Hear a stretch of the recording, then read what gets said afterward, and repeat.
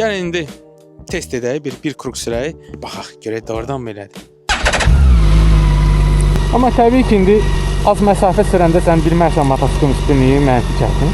Amma ən azından hiss edirsən də. Hiss edirsən mototsiklin balansını. Mən sənə deyim, bu çox yüngül balanslıdır. Xoşum gəldi.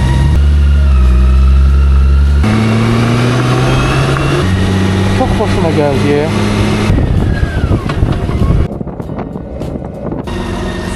Öyle, çox xoşuma gəldi.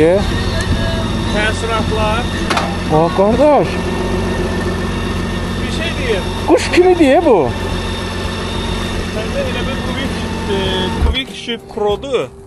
Yəni qətiyyən muftadan istifadə eləmir. Qardaş, mən sənə bir söz deyim. Mən birinci kəs sürən adam. Bu necə də balanslaşdırılmış, superdir. Bu başqa bir aləm.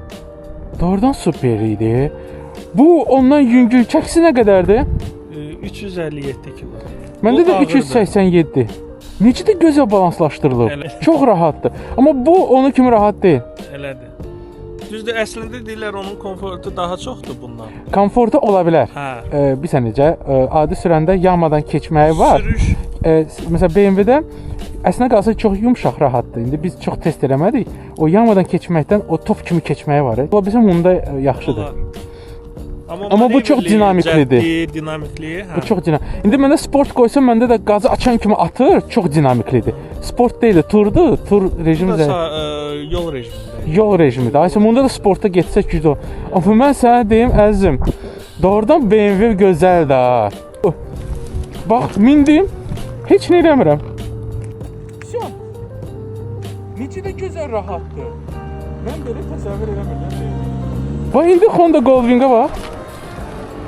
Honda da durursan, Amma çox yumuşaq, rahat getdi.